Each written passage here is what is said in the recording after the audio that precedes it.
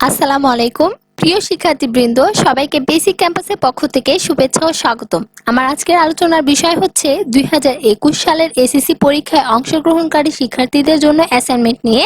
যে অ্যাসাইনমেন্টের বিষয় হচ্ছে অর্থনীতি, অর্থাৎ অর্থনীতি বিষয়ের আজকের অ্যাসাইনমেন্টের উত্তরপত্রের নমুনা আমি তোমাদের সাথে শেয়ার করব।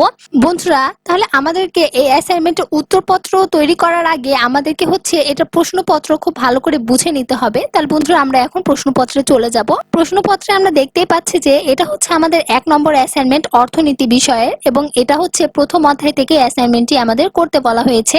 অ্যাসাইনমেন্ট অর্থাৎ নির্ধারিত কাজ যেটি হচ্ছে আমাদের, সেটি হলো বাংলাদেশের অর্থব্যবস্থায় ব্যক্তিগত সরকারি উদ্যোগ সম্মিলিতভাবে কাজ করে। উক্তিটিতে নির্দেশিত অর্থব্যবস্থার বৈশিষ্ট্য উল্লেখপূর্বক বিভিন্ন অর্থব্যবস্থার তুলনামূলক সুবিধা ও অসুবিধা মূল্যায়ন। অর্থাৎ এটা হচ্ছে আমাদের নির্ধারিত কাজ, যেটা আমাদেরকে খাতার মধ্যে করতে হবে, এবং যেগুলো শর্ত মেনে আমাদেরকে এই অ্যাসাইনমেন্টটি সম্পন্ন করতে হবে সেগুলো হচ্ছে বিভিন্ন ধরনের অর্থনৈতিক ব্যবস্থার ধারণা পয়েন্ট আকারে ব্যাখ্যা করতে হবে। তারপর আরো কয়েকটি পয়েন্ট আছে যেগুলো হচ্ছে মিশ্র অর্থ ব্যবস্থার বৈশিষ্ট্য। পরবর্তী হচ্ছে বিভিন্ন অর্থ ব্যবস্থার তুলনামূলক সুবিধা ও অসুবিধা মূল্যায়ন। এবং 4 নম্বরে দেওয়া আছে যে কোনো অর্থনৈতিক ব্যবস্থাটি ভালো তার সপক্ষে যুক্তি, অর্থাৎ তোমাদের মতে কোন অর্থনৈতিক ব্যবস্থাটি ভালো সেটার একটা যুক্তি চাচ্ছে। এখন বন্ধুরা, আমি তোমাদেরকে মূল্যায়ন নির্দেশনা রুবিক্সটা বুঝিয়ে বলবো। এখানে যেটা আমরা দেখতে পাচ্ছি সেটা হচ্ছে স্কোর দেওয়া আছে এখানে, অর্থাৎ কি কি খাতার মধ্যে কি কি লিখলে আমাদেরকে কত স্কোর পাওয়া যেতে পারে এগুলো দেওয়া আছে। তাহলে বন্ধুরা, এগুলো তোমাদেরকে খুব ভালো করে পড়ে তারপরে খাতার মধ্যে অ্যাসাইনমেন্টটি সম্পূর্ণ করতে হবে। এখানে আমরা বুঝতেই পাচ্ছি যে এই 4 নম্বর স্কোর যেটা দেওয়া আছে সেটা হচ্ছে এগুলো বৈশিষ্ট্য যদি আমরা ব্যাখ্যা করতে পারি খাতার মধ্যে, তাহলে আমাদের 4 নম্বর নিশ্চিত আমরা পেয়ে যাব। এবং 3 নম্বর যেগুলো স্কোর দেওয়া আছে, 3 নম্বর স্কোরে যেগুলো বিষয় দেওয়া আছে সেগুলো যদি আমরা খাতায় খুব ভালোভাবে উপস্থাপন করতে পারি, তবে আমাদেরকে 3 নম্বরও শিক্ষক মানে হচ্ছে খাতার মধ্যে দিয়ে দেওয়ার জন্য বাধ্য হবেন। এভাবেই হচ্ছে আমরা কি করব, সব মানে হচ্ছে নির্দেশনাগুলো, এই মূল্যায়ন নির্দেশনাগুলো ভালো করে পড়ে বুঝে তারপর হচ্ছে আমরা উত্তরপত্র লেখার চেষ্টা করব। এর পরবর্তীতে আমি তোমাদেরকে বুঝিয়ে বলবো নম্বরের ব্যক্তি এবং মন্তব্য, অর্থাৎ কত পেলে তোমরা অতি উত্তম, উত্তম, ভালো এবং অগ্রগতির প্রয়োজন এগুলো মন্তব্য পেতে পারো। তো বন্ধুরা, এখানে তোমাদের নম্বরের ব্যক্তি দেওয়া আছে, আশা করি তুমি বুঝতেই পারছো যে কত পেলে তোমরা কি পেতে পারো। তো বন্ধুরা, আমরা সবাই চাই যেন হচ্ছে আমরা 13 থেকে 16 মধ্যে পেয়ে থাকি, যাতে আমরা অতি উত্তম পাই। এবং বন্ধুরা, আমি যে অ্যাসাইনমেন্টের উত্তরপত্রের নমুনা তৈরি করেছি আশা করি সেটা তোমাদেরকে অতি উত্তম পেতে সহায়তা করবে। তাহলে বন্ধুরা, এখন আমরা সেই উত্তরপত্রের নমুনাতে চলে যাব। বন্ধুরা, সর্বপ্রথম আমাদেরকে অ্যাসাইনমেন্টের শিরোনামটি দিতে হবে। অ্যাসাইনমেন্টের শিরোনামে আমরা লিখতে পারি বাংলাদেশের অর্থ ব্যবস্থায় ব্যক্তিগত সরকারি উদ্যোগ সম্মিলিতভাবে কাজ করে।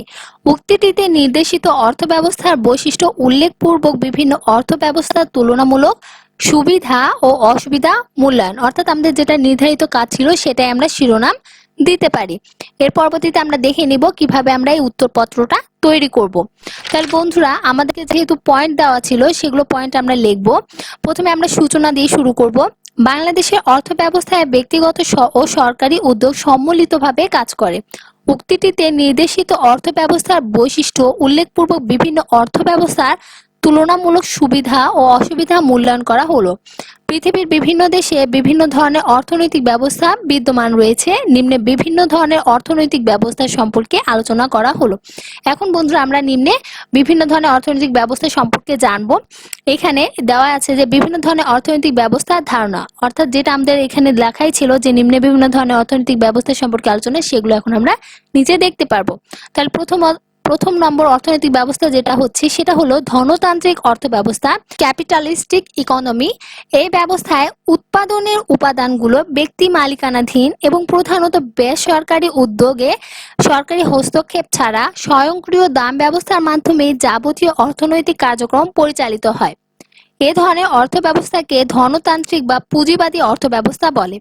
অষ্টাদশ শতাব্দীর শেষ ভাগে ফরাসি বিপ্লবের মধ্য দিয়ে সমগ্র ইউরোপে ধনতান্ত্রিক অর্থনীতির সূত্রপাত ঘটে। এর পরবর্তী আমরা দিতে পারি সমাজতান্ত্রিক অর্থনীতি বা নির্দেশমূলক অর্থনীতি, অর্থাৎ সোশিয়ালিস্টিক অর কমান্ড ইকোনমি। এখানে আমরা লিখতেই পারি যে সমাজতান্ত্রিক অর্থনীতিতে সমাজের অধিকাংশ সম্পদ ও উৎপাদনের উপাদানের উপর রাষ্ট্রের বা সমাজের মালিকানা প্রতিষ্ঠিত থাকে। অধিকাংশ শিল্প কারখানা ও উৎপাদন প্রতিষ্ঠানের মালিক সরকার বা সমাজ এবং সেগুলো সরকারি বা সামাজিক নির্দেশে পরিচালিত হয়ে থাকে। কোন কোন দ্রব্য কি পরিমাণে কিভাবে এবং কার জন্য উৎপাদিত হবে তা সরকার বা রাষ্ট্র নির্ধারণ করে। 3 নম্বর অর্থ ব্যবস্থা আমরা দেখতে পাচ্ছি সেটা হচ্ছে মিশ্র অর্থ ব্যবস্থা। এখানে আমরা লিখতে পারি যে অর্থ ব্যবস্থায় ব্যক্তিক মালিকানা ও বেসরকারি উদ্যোগের পাশাপাশি সরকারি উদ্যোগ ও সামাজিক নিয়ন্ত্রণ বিরাজ করে তাকে মিশ্র অর্থ ব্যবস্থা বলে। অর্থাৎ এ অর্থ ব্যবস্থায় ব্যক্তিগত সরকারি উদ্যোগ সম্মিলিত ভূমিকা পালন করে। পৃথিবীর অধিকাংশ দেশে মিশ্র অর্থ ব্যবস্থা বিদ্যমান, যথা যুক্তরাষ্ট্র, যুক্তরাজ্য, জার্মানি, বাংলাদেশ ও ভারত ইত্যাদি। 4 নম্বরে আমরা যে অর্থ ব্যবস্থা লিখবো সেটা হচ্ছে ইসলামী অর্থ ব্যবস্থা। ইসলামের মৌলিক নিয়ম কানুনের উপর বিশ্বাসকে ভিত্তি করে গড়ে ওঠা অর্থ ব্যবস্থাকে ইসলামী অর্থ ব্যবস্থা বলা হয়। বন্ধুরা, এখন আমরা দেখব মিশ্র অর্থ ব্যবস্থার বৈশিষ্ট্যের পয়েন্টটি, যেটা হচ্ছে আমাদের অ্যাসাইনমেন্ট তৈরি করার সময় যে শর্তগুলো দিয়েছিল সেগুলোর মধ্যে ছিল। এখন আমরা এটার ব্যাখ্যা দেখব। 1 নম্বরে আমরা দেখতেই পাচ্ছি যে লেখা আছে সম্পদের ব্যক্তিগত সমবায় সরকারি মালিকানা। অর্থাৎ এই মিশ্র অর্থ ব্যবস্থার যেগুলো বৈশিষ্ট্য সেগুলো আমরা পয়েন্ট আকারে আমি এখানে তুলে ধরার চেষ্টা করেছি। তোমরা হচ্ছে এরকম করে একটু সংযোজন করে, মানে হুবহু কপি না করে একটু সংযোজন করে নিজের ভাষায় একটু লিখবে। তাহলে 1 নম্বরে যেটা আমরা দিতে পারি সেটা হতে পারে যে সম্পদের ব্যক্তিগত সমবায় সরকারি মালিকানা। অর্থাৎ মিশ্র অর্থ ব্যবস্থায় ব্যক্তি তার স্থাবর ও অস্থাবর সম্পত্তি অবাধে ভোগ করতে পারে ও ক্রয় বিক্রয় করতে পারে। পাশাপাশি গণদ্রব্য অর্থাৎ মহাসড়ক ও সেবা, স্বাস্থ্যসেবা উৎপাদনকারী প্রতিষ্ঠানসমূহ প্রধানত সরকার পরিচালনা করে। এর পরবর্তী পয়েন্টে আমরা দিতে পারি ব্যক্তিগত উদ্যোগ। অর্থাৎ মিশ্র অর্থনীতিতে উৎপাদন, ব্যবসা বাণিজ্য, বন্টন ও ভোগ সহ অধিকাংশ অর্থনৈতিক কার্যাবলী ব্যক্তিগত উদ্যোগে সংগঠিত ও পরিচালিত হয়। এর পরবর্তী পয়েন্টটা আমরা মিশ্র অর্থ ব্যবস্থার বৈশিষ্ট্য হিসেবে লিখতে পারি সরকারি উদ্যোগ, যেখানে আমরা লিখতে পারি যে মিশ্র অর্থনীতিতে ব্যক্তি উদ্যোগের পাশাপাশি সরকারি উদ্যোগ গ্রহণ করা হয়। দেশে মৌলিক ও ভারী শিল্প, জাতীয় নিরাপত্তা ও জনগুরুত্বপূর্ণ প্রতিষ্ঠানসমূহ সরকার পরিচালনা করে থাকে। 4 নম্বরে আমরা লিখব মুনাফা অর্জন। অর্থাৎ মিশ্র অর্থনীতিতে বেসরকারি খাতে অর্থনৈতিক কার্যক্রম পরিচালনা করার মাধ্যমে মুনাফা অর্জন করা সম্ভব হয়, তবে তা অতিরিক্ত একচেটিয়া মুনাফা নয়। 5 নম্বরে আমরা লিখতে পারি ভোক্তার স্বাধীনতা। এ ব্যবস্থায় ভোক্তা সাধারণ দ্রব্য ক্রয় বিক্রয় ও ভোগের ক্ষেত্রে অবাধ স্বাধীনতা ভোগ করে, তবে সরকার প্রয়োজন মনে করলে দ্রব্যের দামের উপর প্রভাব বিস্তার করতে পারে এবং প্রয়োজন অনুসারে কোনো দ্রব্যের উৎপাদন নিয়ন্ত্রণ করতে পারে, যেমন ধূমপান, মাদক দ্রব্য উৎপাদন ও ভোগ ইত্যাদি। 6 নম্বরে আমরা লিখতে পারি আয় বৈষম্য। মিশ্র অর্থনৈতিক ব্যবস্থায় আয় বৈষম্য প্রকট আকার ধারণ করে। 7 নম্বরে আমরা দিব যৌথ বিনিয়োগ, যেখানে আমরা লিখতে পারি যে মিশ্র অর্থ ব্যবস্থায় কোনো সম্পদ উৎপাদনের ক্ষেত্রে যৌথভাবে বিনিয়োগ করা সম্ভব হয়। বেসরকারি এনজিও এবং সরকারি উদ্যোগ পাশাপাশি বিরাজ করায় যৌথভাবে বিনিয়োগ করা সম্ভব হয়। তাহলে বন্ধুরা, এভাবে আমাদের মিশ্র অর্থ ব্যবস্থার বৈশিষ্ট্যগুলো শেষ। এখন আমরা পরবর্তী পয়েন্টে চলে যাব। পরবর্তী পয়েন্টটি হচ্ছে আমাদের বিভিন্ন অর্থনৈতিক ব্যবস্থার তুলনামূলক সুবিধা ও অসুবিধা সমূহ। এখানে এখন আমরা বিভিন্ন ওই যে অর্থ ব্যবস্থাগুলো আমরা এখানে ব্যাখ্যা করলাম সেগুলোর সুবিধা অসুবিধা সমূহ এখন আমরা নিজে পয়েন্ট আকারে দেখব। 1 নম্বরে দেওয়া আছে ভোক্তা স্বাধীনতার ক্ষেত্রে কি কি সুবিধা অসুবিধা রয়েছে সেগুলো এখন আমরা পড়ব।